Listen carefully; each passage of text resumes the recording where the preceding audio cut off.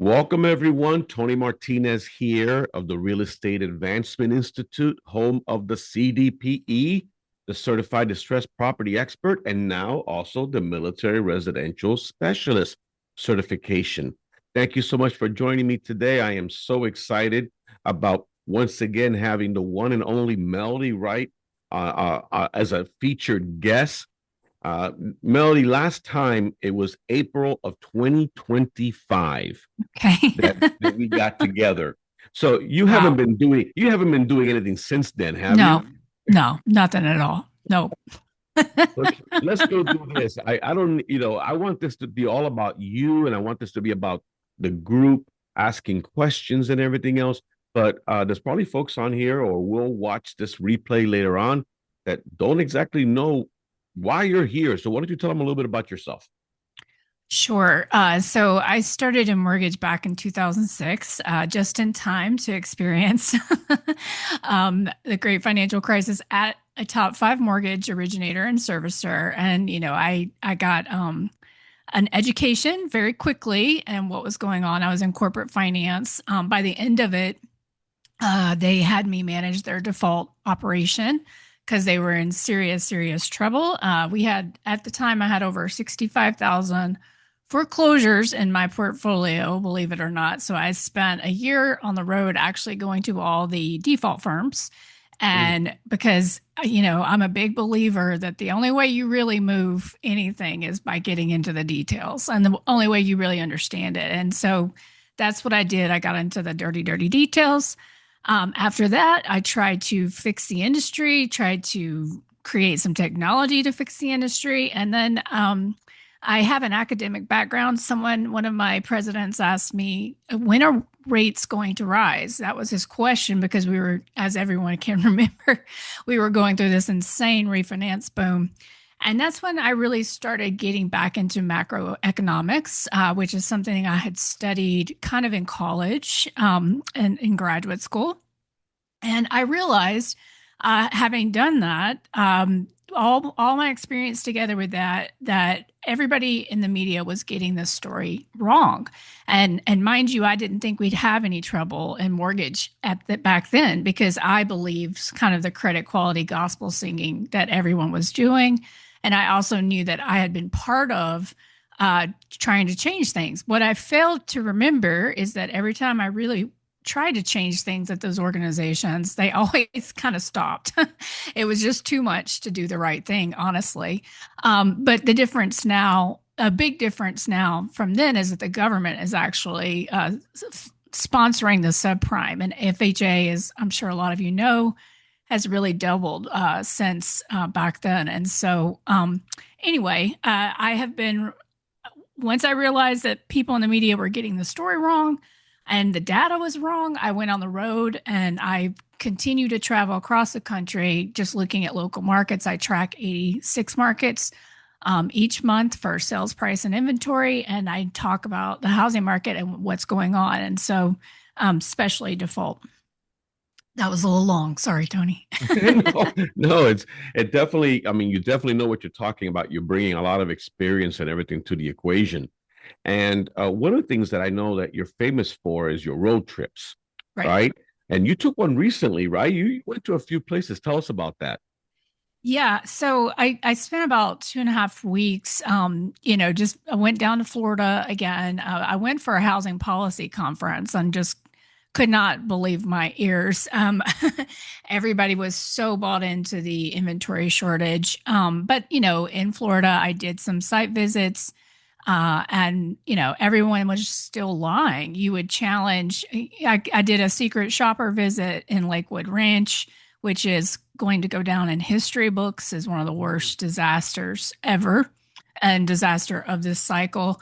And they're just, when you try to, counter with facts like, oh, did you hear, Florida only gained 22,000 people net last year? Oh, Wow. no, tons of people are moving here. It was just lies, lies, lies, lies, lies. But, it confirmed again, I saw all the new build, all the inventory, etc. I also went up, the East Coast. What you have there is very different. You have a lot of vacancy. because you Mhm. have a lot of older Americans that live there who are aging out or who have already died. And why we don't, and when I'm talking to your group, Tony, I have to remember there are people that actually know what I'm saying. But, if you know probate, depending on where you are, it can take a long time. And so, like recently, I was just at an auction here in Tennessee. That property had been in probate for 3 years. And so, what you're seeing all over the Northeast is increases in those pre probate notices, like when you get a death flag on the credit account. So I just confirmed that not only is that part of it, but the speculation is there in the Northeast as well. And then I went over to the Midwest, which, and if for those of you that follow the housing market, you'll know it's been kind of a last holdout of strength, largely because investors could still afford to buy homes there in cash flow. And there was a lot of speculation around these data centers, that Intel plant outside of Columbus and New Albany. And so I stopped there, Tony.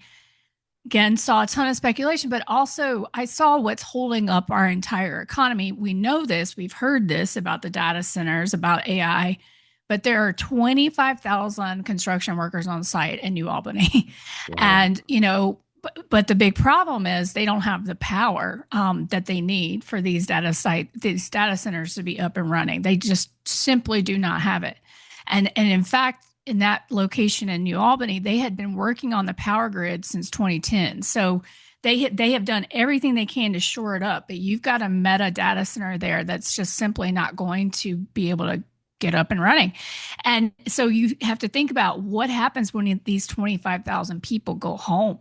What happens to our economy? And that's just one location. And Tony, I'm announcing this probably this. I'll be doing some data center trips here shortly as well, because again, so much of the speculation was around these data centers. So, I when people ask me, what did you learn? I learned to stop doubting myself. What'll happen is you get back from these trips and you're like, did I really see what I saw? Like, can it be as bad as I think? And then you just get back on the road and you're like, yeah, it is really that bad. Wow.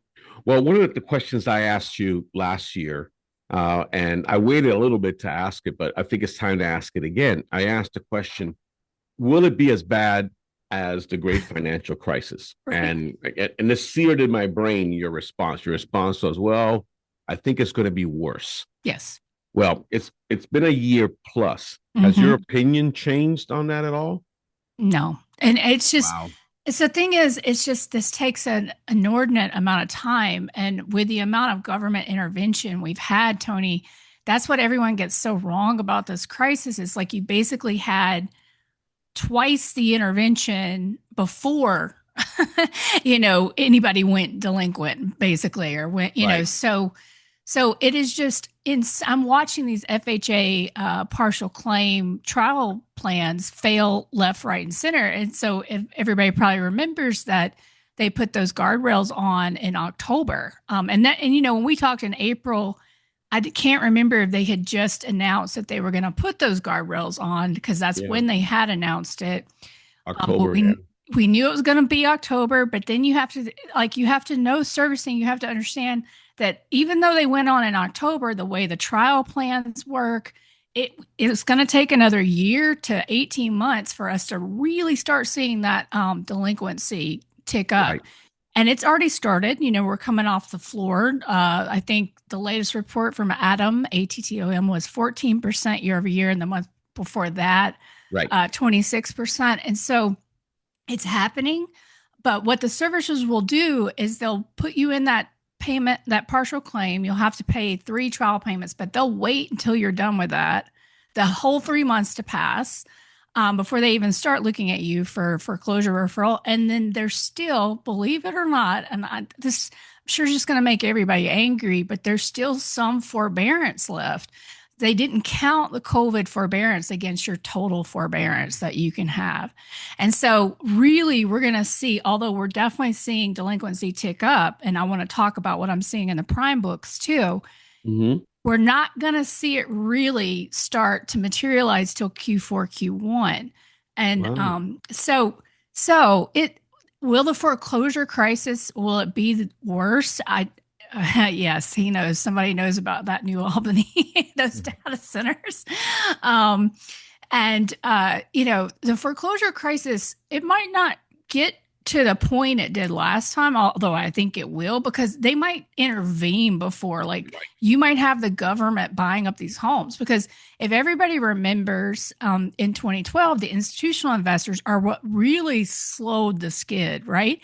Like Mhm. that's what really got us out of the crisis. It wasn't anything else. It certainly wasn't the loan modifications. That did not help. But they stopped it by buying up the homes to do long-term rental. Well, who's going to be the buyer now? Because the institutionals are fire selling, and I met with them in September. Um, yeah, I can talk on commercial foreclosures as well, but let me tell you what I'm seeing in the prime books, because this is new breaking information, Tony. Okay. For those that are in default, you'll know that. Oh, I've been to San Antonio. Okay, I got to stop reading the chat. I have been to San Antonio multiple times. It's I got a YouTube video you should check out. But what's happening is there's a seasonality to delinquency, right? If you're in the industry, you know this. You know that um, delinquency typically peaks in December, because of Christmas and things like that. But then you have tax refunds and you have bonus payouts. And if everybody remembers, we were supposed to have big tax refunds. But guess what? We are not seeing delinquency go down. And it's important where we're actually seeing it increase. It's in the Fannie Mae and Freddie Mac books, which should be pristine. They should be Wow. pristine.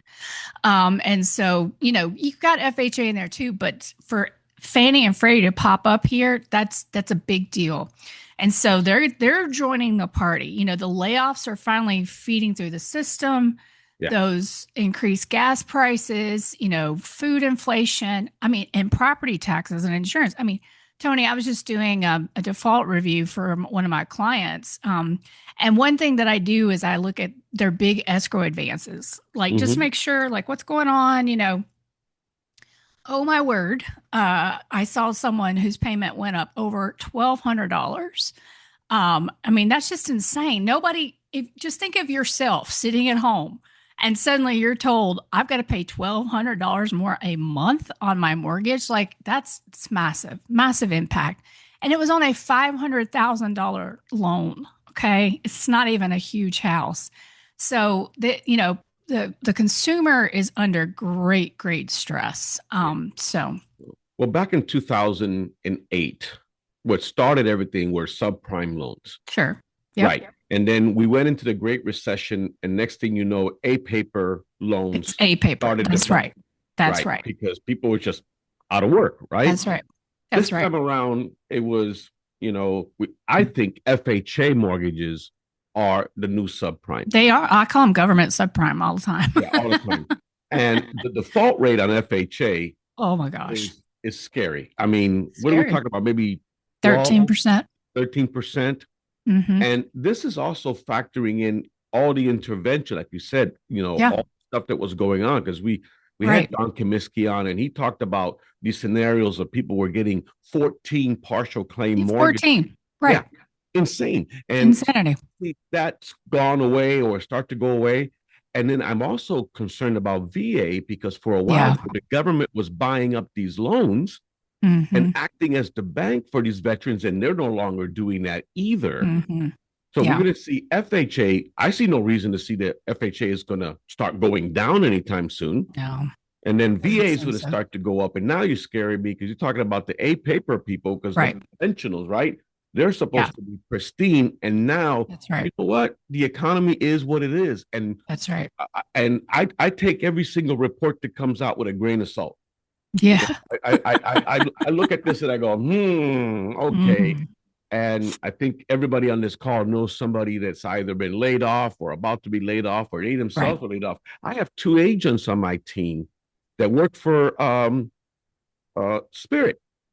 Mm. Mm. You know, Yeah. and look what happened there. And That's I think more and more of these are going to happen. So yeah. are you seeing deja vu all over again in terms of the areas of the country Oh, that are being impacted. yeah, I mean, it's so sad. I mean, it's just like, because, like I said, I spent that whole year on the road. Where was I most of the time? For Florida. I mean, I was in Florida most of the time. And I can't believe I'm going into neighborhoods where I had properties that were in foreclosure, lots of them. And then they just did it all again. They just built more and more and more. And there's great books, Bubble in the Sun or Swamp Peddlers, which will go through how many times we've done this in history. It's Mhm. quite a few times. But yeah, but Texas is going to be hit way worse, to your person who was talking about San Antonio, than it was last time. I mean, literally from San Antonio to Austin is just one big new build site. I mean, it's insane. And then the other thing on top of that in San Antonio is you had a large institutional investor group they bought up a ton of homes there. And so now you're going to see massive, price declines and things like that there. But yeah, I think Texas will be hit harder. They may actually give Florida a run for its money in terms of being the worst.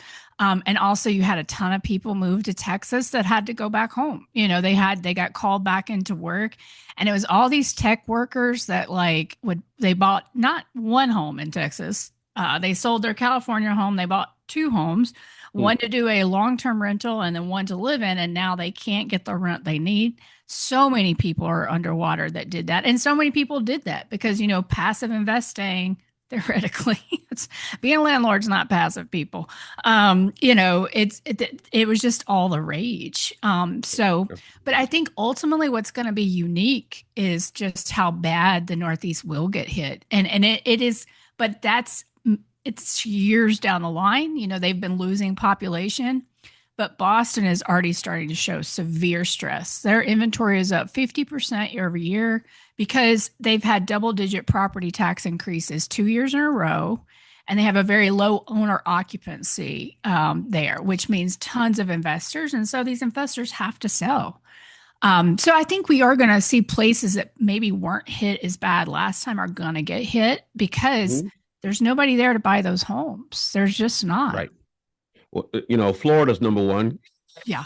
Florida, a dubious honor, but Yeah. based on Adam data for May, we were number one on Right. foreclosures. One in every 2,110 units, Right.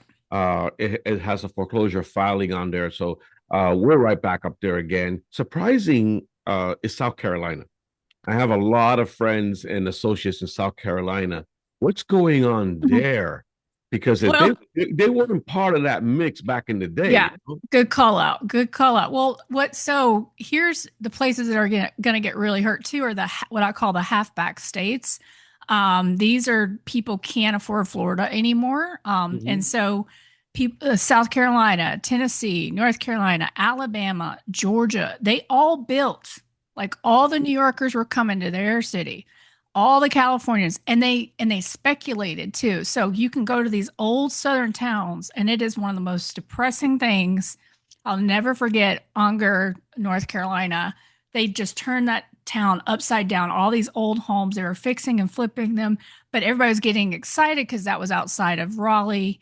Um, just about tech. It's all about tech, but all these so-called new tech hubs are not new tech hubs, by the way. And data centers Right. aren't going to have thousands of employees.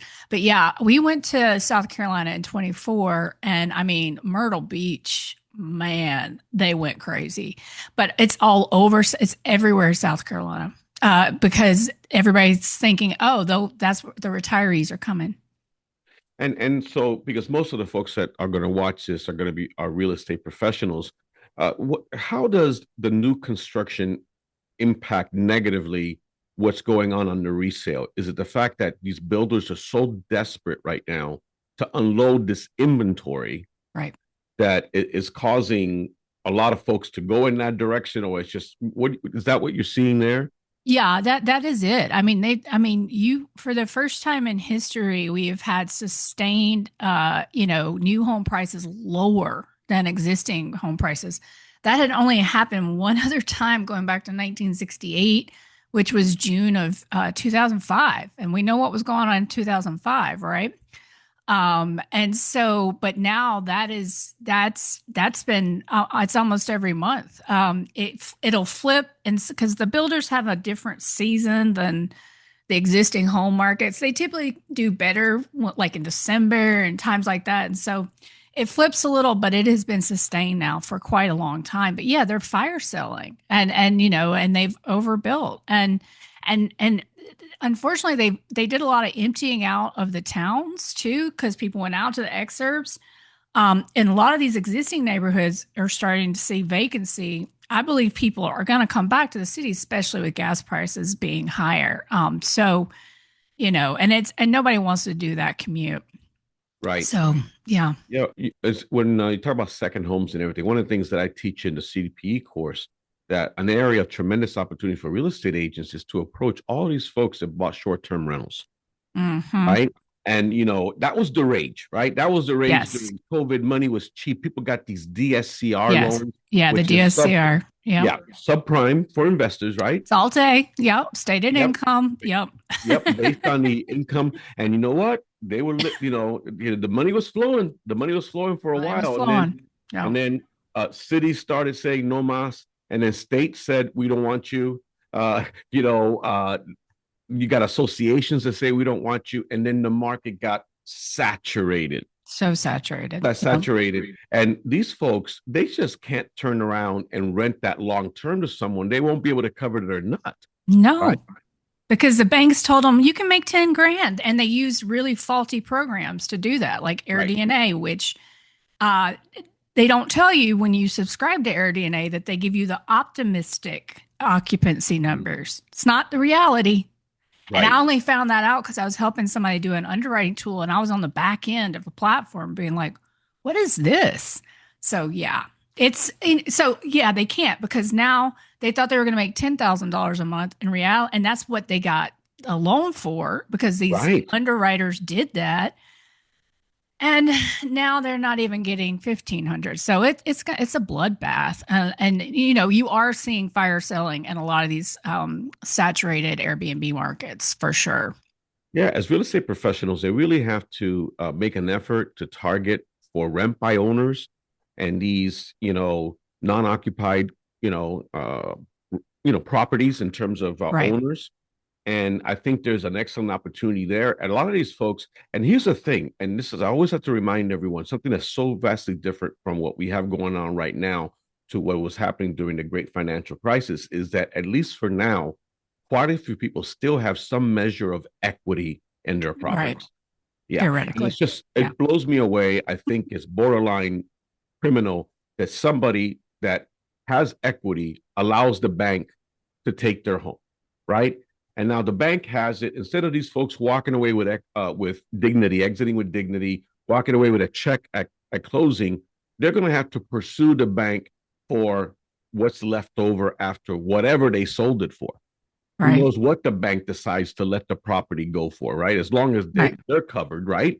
Who Yeah. cares? Triple debt usually. Yeah. Hmm. Yeah. So I think that that's something that real estate professionals need to understand is when I introduce my designation, I say we're a pre-foreclosure Right. and short sale class, Right. because what we're not seeing right now, and we are seeing an increase in numbers without a doubt, how many tens of thousands, maybe hundreds of thousands of folks are behind on their payments, Exactly. and the servicers have not initiated any foreclosure activity against them yet.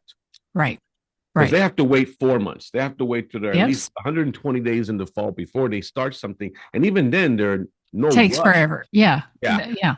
Yeah. They, So yep. what do you see? Are you seeing, because now my industry, a lot's changed in the last year. I've gone from that, who are you and what are you doing, to, hey, man, I'm hearing a lot more short sales and foreclosure. So we're seeing more short sales now. And the longer people wait to do something, the more people are going to enter into short sale realm because they're not making these payments. Right. Yeah, So it's crazy. I'm definitely seeing them in my client books now, like for reals. Like, we would get close to one, and VA put on its moratorium, or something would happen, right? But I've got sale dates for the first time, Tony, in my client books since 2019. I mean, Hmm. actual sale dates. So yeah, I mean, and the servicers are they're already behind, Tony. They're already behind. Like it's going to be so bad because most of the expertise is gone. They don't know default. Hmm. And a lot of the firms consolidated, sold off. I mean, I'm helping folks with some foreclosures right now that I can't. I mean, I am furious with the firms because they just keep dragging their feet, you know.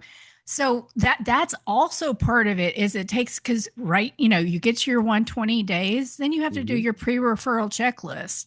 And that can take forever, like believe it or not. So there's just so many ways. But yeah, this is I think Q4 is going to be pretty eye-opening. And we will, you know, we're definitely, yeah, those solar panels, man. So solar, They're who, good. solar panels. That's one of the most common questions posted in our CDP chat is, what am I going to do? And because Right. a lot of these solar panel people, they're not interested in taking any less at all than what is Yeah. owed, you Yeah. know, and it's just a crying shame. And then, the buyer can't assume it because many times either the company doesn't allow it or definitely the lender doesn't allow it. Right. So yeah, it's people out of pocket. They have to pay it off, and when they're underwater, that just becomes another obstacle. Right. Yeah, Yeah. And I wanted to talk about that equity a little bit too, because yeah. I think those numbers are overinflated. You know, when I go to the private note conference, I go every year.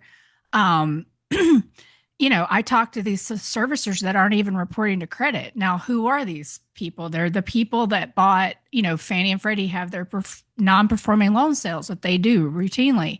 It's the hedge funds that bought these. So I think what's happening is the Fed uses Experian for its kind of equity review, and I think that it's probably a uglier picture than they think. And also because they're all these private note actors, Tony, you know, who are doing this sub two stuff or, Hmm. you know, subject to mortgages. A lot of times those deeds haven't even been recorded. Nobody even knows. And then you have on top of that, private credit came in and did all kinds of stupid lending, like, oh, do you need $25,000 to make your home ready for sale? Again, Mm. they're not reporting to credit. Oftentimes, maybe not even and I mean I'm seeing crazy stuff. Like I just had a payoff in one of my portfolios, and I went and looked it up on Zillow because I like to see, okay, did it sell Hmm. for less? What happened? It said foreclosure. How's that possible? Was it my lien that was foreclosed? And maybe it's just yeah, those HEIs exactly. And maybe it was just an error. You know, all those there could have been an error in the MLS, but I am hearing about in the industry. They're having in bankruptcy specifically going back to the investor and saying you're not in first position, my friend. Hmm. Um, and so think about all those recording delays we saw, Tony. Like, remember, LA County had a year-long recording delay during the refinance boom and the COVID boom. If you're smart, and it's not that hard to do because you know your credit's being pulled multiple times during the loan process. Hmm. Um, you could have gotten two loans on the same property, and title would have never found it. Yeah. You think So this legislation right now that's being bantered around that's going to prevent institutional investors from buying is that going to be? You think it'll pass? And if it does, what does it mean? Does it mean that they're not going to be able to swoop in and save the day? So that right. means that yes, it's going to be actually, I think, beneficial for real estate agents because they now will be able to have contact with the individual sellers, and the sellers will decide to list with whomever, right? Mm-hmm. Okay. I can't get that excited about it, Tony. Like even if it does pass, there's always some loophole, and also it's probably just a bailout for them because they can't sell these fast enough. They are taking a bath on this stuff. Right. And so it's more like, I mean, because I think an iteration will probably be not only can you not buy, but you probably need to sell some of your properties too. You think about that, and the government says, well, since we're forcing you to do that, you know, we'll buy some of them or something like this, or you can participate in my affordable housing programs, et cetera, et cetera. So I just I don't know that this will have any impact. You are more boots on the ground, like, so Mhm. it probably is more impactful to you, but like from an overall, the mom and pops are the biggest investors, are are the largest issue, I would say. And I don't have anything against people investing, but they are definitely, the people with 15 or more properties, there's a lot of them. So, Okay. And when we spoke last, you mentioned that these forbearance agreements that people did during COVID, that many of those were oh, not the payment reported. deferrals. That's Yeah. correct. Yeah. So people don't even find out about those unless they do a payoff, right? Yeah, that's the only way. And they've forgotten. They forgot. Thank you for mentioning that. So much, so much has happened. I kind of forget, but yeah, like that's the other issue with the home equity is that the payment deferrals were not recorded. We had what I think there was 8 million forbearance. I can't remember what the number was, but I mean that there's a ton of those out there in the Fannie and Freddie portfolios. So yeah, they don't know.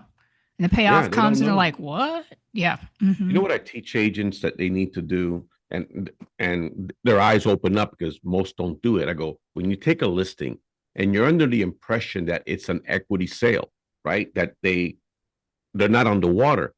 Always ask for a payoff Yes. and get a lien search done because Yes. there's a lot of folks that forgot that they did the forbearance. They think they have equity, they don't, Right. or it becomes a short sale. Can you imagine you're in the process, you got a buyer, now you go to the buyer and say, "Oh, I'm sorry, this has to be converted to a short sale." And what about Right. something that thinks, "Hey, we're going to cash out 100 grand. We can start, we can go," and then find out, "I'm sorry, we're going to deduct $40,000 for that forbearance loan that's there." Hmm. It's Right. crazy. People, agents need to be proactive and get out there and find out if there's any skeletons in those closets at the very beginning so it can be dealt with then. And there's always way more skeletons than because so I think that's excellent advice, Tony. And I mean, I think people should be able, if you're an agent, be able to read county records, understand, look, see what's going on. Let's say you don't want to pay for a full, lien search, you can do it yourself too. So but Yeah, yeah, but yeah, no, I think that's excellent advice. And I have a feeling, I mean, I've already seen some really crazy stuff, but we haven't even seen significant default yet. When you find crazy stuff is when it goes into default because that's when you do your title search. That's when, right. that's the first thing they do after referral to foreclosure is within that first 10 days, you have to do a title search. Right. And so we don't know half the story because the loans haven't been in default. And so what could have happened to this loan? I bet you some other lien holder came in and made and then actually was in first position. Right. But somehow they were able to pay off this loan. Who knows? Like, and I think I've seen one property down in Arizona with almost like 15 liens on it where it was individuals. They thought they were helping, participating in some investment scheme. Like, Mm-hmm. so it was like 15,000, 15,000. It's just Oh my insane. gosh. It's gonna be so bad. It's gonna be Yeah. so bad. Mhm. Melody, what do you think about? So something else I teach is that HELOCs. So HELOCs were Ugh, a thing for a while, right? And so yeah. you had a lot of people sitting on a lot of equity, and they're like the temptation was too great. They went ahead and they pulled it. Now some of these folks are getting into trouble, and they can't make the payments. They're in foreclosure, and then the difference in dynamic is that the first can actually be made whole because there's Hmm. enough equity there to cover Yeah. the first. But those HELOC lenders Or are the not going to be HEI. happy. Yeah. Yeah, Hmm. they're not going to be Yeah. happy. One of So, your people mentioned HEI. Yeah. And private credit got in there. And I was on a Twitter spaces with someone right as we were starting to see the credit score deterioration due to the student loan reporting. I mean, you had seen several articles that credit scores were overinflated. Well, she was flipping out. They were flipping out at her company because they were doing these second loans, second liens, and you know what they use your credit score. That's it. And they didn't wow. do any real underwriting. Everybody, we're in the part of the cycle we're nearing the end, but we were where everybody thought they were the smartest people in the room. And what I'm noticing about a lot of these investment companies, Hmm. when I do research into them, is that they're like 10 years of experience. Well, 10 years of experience does not prepare you for what's to come, because they Right. weren't around. They don't understand it. And they Right. believe the credit scores. They believe all this. And it's like, you know, that total debt really matters. And you can't pretend that it does not. People are like, well, I can make the payment.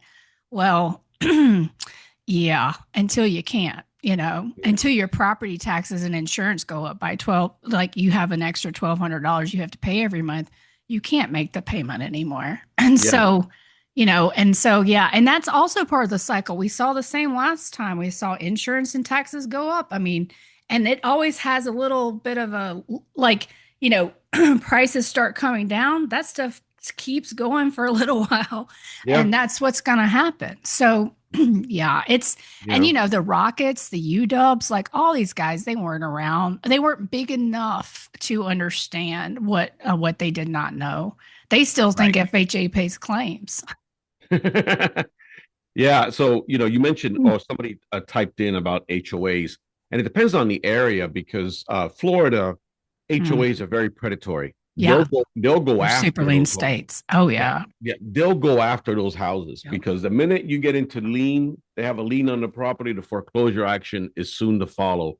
So that's a big concern for folks. And there's other areas where that's not that big a deal, but yeah, it's not always the lender. In fact, the lender, I always teach, the lender really doesn't want the house. No, They they just want to don't. get paid. But Yep. many HOAs want the house Yes, because that's they want correct. to take it back and then they'll rent it out short term Right. to somebody, pocket all that money, and then when the bank comes a calling and starts squeezing them, they just hand the keys back to them and say, "Okay, here Yep. you can have it." Yeah. So yeah, and there is a lot of pressure. One of my friends purchased in a local community here. His taxes went from $2,200 to $10,000. Oh my. Was Yeah. he in one of those CDDs? Well, it's just. I mean, probably the property had been sitting there a long, long time with a Got it. prior owner, Yeah. and now new owner comes in. Now it's assessed, and it's a 500, $600,000 home, and and then he's in trouble. He's in trouble at this point, you know. So why don't we do this? I think we've covered a lot. Yeah. One question that was asked is, and again, I don't know how your crystal ball is. Mine gets kind of cloudy at times, but Yes. what when you think it's going to get really, really bad? I think you mentioned Q4 going into Q1 of 2027. Yeah, and that's probably not the worst of it, right? Like unless Mm-hmm. we start seeing jobs here added to the economy and at rates that, and these jobs numbers are ridiculous. So anybody that's looking at these initial reports, you need to go look at QCEW. That's where you get like real coverage, and they're revising it lower, lower, lower. But we need jobs. If we don't get jobs, yeah, Q4 is when we're going to start to really see delinquencies ticking up. But it could, I mean, we could be looking at another year until the distress is a year from Q1 Right. until the distress is really, at peak. And of course, we know that somebody's going to get involved. They'll probably run the regulatory playbook again, slow things down. I wanted to mention this. I think they're trying to slow things down with the Vantage score. I don't know how much you guys have experience with that, but I'm looking at these. When I look at client books, Tony, I see the difference is insane. Like 548 goes to a 650, and so I think they're trying to kind of run the 2010 playbook of the little refi boomlet, trying Mm-hmm. to get people into refinances or get them a HELOC or get them, something like that. So I think that's one way that they're trying to slow things down already because the folks, I know at least at Freddie Mac, they have to know. And because Yeah. I know the CFO there. But somebody also asked about commercial foreclosures, and Oh, so they're can huge. I? Yeah. Yeah. So what's interesting is, we've been talking about the debt maturity wall since 2022. That's when Blackstone first gated its REIT. But what people don't understand about that debt maturity wall is that it wasn't the hard debt maturity wall, meaning there was extension provisions in a lot of those contracts. Well, we are now hitting the largest hard debt maturity wall in Q3 and Q4, and that's also going to put a ton of pressure um, on the market in general because these investors are going to be losing a ton of money. And multifamily, Tony, Hmm. is going to be, in my opinion, could be worse than office, just because you had what I'm seeing. I'm digging into Freddie Mac securitizations, and Tony, what I am seeing on these multifamily deals, like there was no underwriting. I mean, this and a lot of so much fraud. So, yeah, I mean, but yeah, again, the fall is just going to be really hideous. I mean, it's for some of these things. Yeah, we've seen some of these office buildings sell for a Oh, fraction yeah, of what they were acquired for just 3 or 4 years that's ago. right. Yep. And you're thinking, man, somebody's getting a deal. Someone is really getting a deal on these things here. One of the questions asked here, I have no idea. Maybe you know this. He goes, what about properties with ADUs that can be sold separately? Have you heard that? Yeah, I mean, I've heard they can be sold separately, but I just think I mean, that's I don't know how you do ridiculous. that. I mean, I the don't, house is I mean, going into foreclosure, but the ADU is, I don't know. who would want it too? You know what I mean? Like, Yeah. oh, okay, you're next to a foreclosed house. I mean, the other thing we hear about are those pad splits. I don't even, that's going to be one huge nightmare down in Florida. Okay. Yeah. You don't know about these yet? Get No, no. ready, Tony. Yeah. Tell us what. These are, this is where like 8 people have a mortgage, like, because they're one. Yeah. So it's like a pad split. And so investors did this, each of them, like one, roommate, another roommate, whatever. So, my friend John Brooks, who you should probably have on your show if you haven't already, I'll get you in contact with him. Okay. He's a broker down in Jacksonville. He's like, these things they're going bananas around here. It was another, I mean, the title nightmare that's going to be. Even, I can't Yeah. even imagine. Like, so yeah. Anyway. Yeah. I follow John Oh, you do? Okay, cool. on X, and yeah, he's not optimistic at all about what's Oh, coming down. no, no, he went with me to that housing policy conference. We were the 2 people. It was like 10 panelists or 10 speakers, and we were the only people that were talking about it, that we were oversupplied. Everybody else is, oh, even in Florida, I couldn't even believe it, but they were saying that they were undersupplied. I'm like, just guys, get in my car. I'll take you down the street. Nobody wanted to go. Yeah, and all the people that were artificially kept in their homes by the government, FHA, VA, and look, nobody. We don't want to see anybody lose their homes. No. But, people were playing the system as well. Like that one guy that Yeah. got 14 partial claim mortgages. Right. As these things start to go away, more and more of these distressed properties are going to start to come on the market. Yes. Yeah. And so we never was there never was an inventory shortage. It was more about look at the stuff that's sitting on the sidelines Mhm. and get ready for what's coming down the road. So yeah, so let me see what other questions we have here. Da, da, da, da. I think somebody asked about Tampa. Yeah, They're again that I was in Tampa for that conference. They have, I think, at one point this past year, the highest actually delinquency in Florida, the highest number of foreclosures. They completely overbuilt there as well, and yeah, I think the city of Tampa is managed a little bit better than some cities, so they're not in a budget deficit, but um, there's no industry coming to Tampa or not enough of it to really make supply that labor market. What you had a ton of work from home people move to mhm, Tampa. It was sold that way, and so that's reversing. And then also people simply just can't afford to live there anymore. So yeah. So when I first reached out to you, I was always watching your reading your tweets, and you took some heat. I mean, you took a lot of heat, a lot of insults, a lot of everything. Has that loosened up? Are people that were criticizing you like crazy before, maybe not publicly, but they're reaching out to you saying, hey, Uh, I think you were right about that. Has that changed at all? It's funny, like it had gotten a little better. And then I think as the stock market started going up again, uh, people got energized Mhm, and then kind of started the assault again. Everybody does, I'm not saying this all happened today. Like this is mhm. this is a long process. But no one's come to me and said you were right. I mean, it's very rare. And so yeah, I don't think people will say it, Tony. I mean, because they're embarrassed. Yeah. But more and more publications. I mean, I'm shocked to see realtor.com Oh yeah, posting on social media all this news about foreclosures. And before it was like, no, we can't talk about this. This I is know. taboo. But people Yeah. are starting to realize, wait a minute, this is a real thing. Do you think that this year, 2026, might be the first year that that we exceed pre-pandemic foreclosure numbers?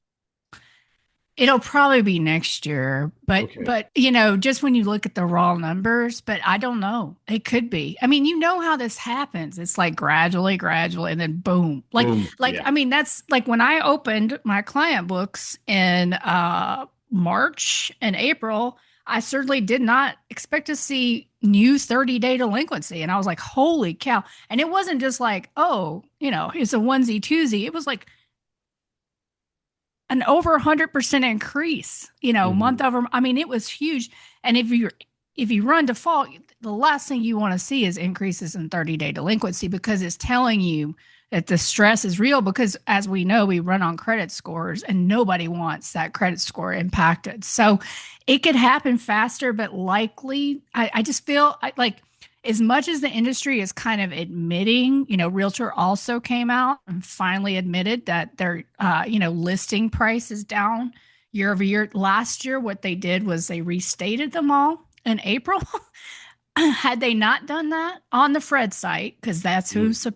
you know, gives it to Fred, no note about why they did it. Nope. They just restated 6 months through the selling season so that when we got to June, they were able to say it was still year over year positive. Had they not revised those numbers, we would have been year over year negative for listing price last June. But now they're finally admitting, okay, we are now negative for listing price. And so, yeah, they're slowly starting to admit a lot of times. So it's like, I think they're doing it trying to get more people into the market, get people excited, like, oh, okay, because as much as they want business, but they don't want price declines, and so I think they think, okay, well, we'll get people excited by these price cut emails, these Mhm. et cetera. They'll come to the market and they'll pay, because we all know how emotional housing is. Like it is. I mean, people just get crazy about it. Yeah.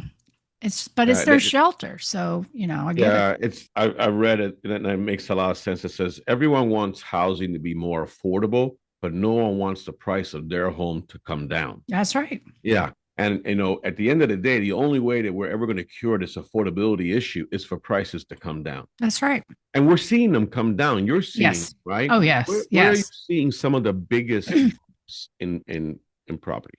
San Antonio, Atlanta, it's California is a bloodbath right now. Mhm. But it's so just for perspective, last year, 23 of the cities that I track had year over year price declines. This year it's 33, and Mhm. in 24 it was like 14. I mean, so this is slowly happening. But I think some of the worst places like California, like San Jose, that market is kind of on fire right now, but not in the way that you think. It's like Mhm. there were a ton of layoffs there. And so houses are trading, but prices are coming down significantly. Things have kind of frozen in Florida a little bit recently. Mhm. Although I'm trying to check the data because I don't believe Redfin anymore. And, we can talk about how I caught them restating their sales prices back to 2012. And so I'm not seeing confirmation because I use Redfin data for Mhm. a lot of my stuff.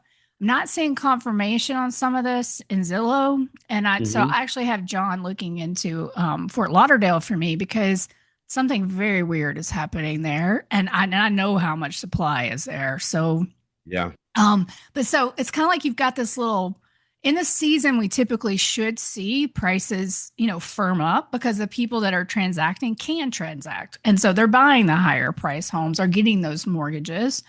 Um, but I think there's firming going on in Florida as well due to the whole property tax thing. Like people are so excited, even though I doubt that it's going to have that much of an impact on like in a on a macro Florida Yeah. basis. Yeah. Well, the recent legislation that passed gave us a big jump in our exemption, Right. right? But the caveat is that they need to be a Florida resident That's right. by the end of 2026. If not, they have to wait 5 years. But I think that signals an opportunity for people to reach out to someone Yes. that's maybe been waiting to buy or waiting to sell and buy again. That why not do it now? You Right. know, before the end of the year. So maybe that's an area of opportunity for agents that are savvy enough to go ahead and start promoting it. And that might be what's happening. I mean, because that would make a lot of sense about like what I'm seeing in Orlando and some other cities. That would make a lot of sense, actually. I bet it is having that kind of impact because we are seeing higher sales in Florida right now, year over year. Yeah. Um, yeah. Well, So, well, yeah. I mean, we had a resurgence of folks from New York and the Northeast, coming out here. But yeah. yeah, this new legislation may give us a little bump in the action. Leanne writes in the chat, what are some of the tried and true resources that you suggest we utilize to get up to date and real time information on the direction of the foreclosure market, since there can be so much conflicting information? So, excellent question. Yeah. So I recommend, and I don't take sponsorships, so I'm not sponsored by either, even though foreclosure.com has asked me to. But I had to say no because that's my policy. But foreclosure.com and why they are important, in my opinion, is they get direct feeds, I believe. Or I'm not even, it's like access to the Fannie Freddie properties. Mhm. So they have information that I don't think anybody else does, put it that way, foreclosure.com about those pre-foreclosures. And then the other the other one is Property Radar, which, I use, it's not 100% accurate, but man, does it give you a completely different picture of a market when you crack that thing open. You're like, "Oh, look at all those tax liens. Oh, look at all those owner liens. Look at all those pre-probate notices." Like one looking into Property Radar changes your mind about a market really quickly. Right, right. Now, Natasha writes here, executive order discouraging long residential term real estate investment. I don't know if it's like something that's pending or something's being kicked Now around. he actually signed an executive order on it, but they were going to legislate it too. Yeah, So yeah, yeah, it's stuck there. Okay. yeah. All right. Well, we're winding down, folks. We have less than 5 minutes with Melody. And Melody, I can't thank you enough. I mean, you're just awesome because you're so giving of your time and your knowledge and everything else. And I truly appreciate it. Folks, you Thank have any you. questions out there for her? Okay. Well, how about this? Express gratitude. Wait a minute, wait a minute. I would be remiss if I didn't mention you have a Substack, right? They could follow you. So how do Yes. folks, you know, keep up with what you got going on? You can so M3 Melody Substack, and I encourage everybody sign up for the free version. You don't even have to pay because I put so much information above the paywall to help you. So M3 Melody Substack, and then I'm on X Twitter, M3 underscore Melody, and then you can see my stupid face all over YouTube. So No, no, no, no. You know what I do is I always send out an email with the replay because there's a lot of folks. We had almost 200 folks that registered. You see, we had about 60, so that always happens, right? yeah, So I'll make sure to include your Substack information sure. there. Awesome. Someone said, "Can they call you?" I would guess the answer is no. You don't want 10,000 people calling you. That can get But a little bit, but but through the Substack, there's a way for them to reach They out. can email me. Yeah, if you join the Substack, you can reply. Sometimes it goes to junk, but honestly, if you at me on Twitter and say, "Hey, I'd really like to talk to you," I give out my email address on Twitter. Can you So post your Substack information in the chat area there? Because yeah, some folks let me will get it say, up. yeah, instead of they'll say, I don't want to wait till Tony gets this done. I need it now. Let me get it here. It says if you'd be willing to post your email address as well. I will but let me just let everybody know I'm a little behind an email. As poor Tony knows, I've had Yeah. quite a few weeks, and Yes. I'm so sorry about that. But yeah, we had a little family emergency that just kind of set off a whole chain of events, and Yeah, yeah, it because kind it of took was me like, out. yeah, I know, and that's just life, right? Life was Yeah, lifing because we had to reschedule this twice. yeah. And it is all my fault, and I'm a No, terrible no, no, person. But don't yeah, apologize. It's just funny because the other day I'm recording a podcast on yeah. Tuesday, and I'm like, I see the text. We got to change it again. I go, And it was the hardest text to write. I got to be honest, because I was like, yeah, I just couldn't believe I did it to you twice. So, no, no, that's okay. It happens, but a lot of the folks on the call are CDPEs, and they understand what serving is all about, and they know that you have a servant's heart, and you didn't have to do this, but you're doing it. So we thank you. I thank you. Keep up the good fight, Melody. You're always going to thank have you. me in your corner, and Thanks. I believe that soon you'll be vindicated, and people are going to say was right all along. I have no doubts about that. But God bless you. Please Well, stay thank safe, you. God bless you. Thank you. and we'll talk to you soon. Bye, My everyone. pleasure. Thanks, Being on the everybody. Thank you. bye bye now.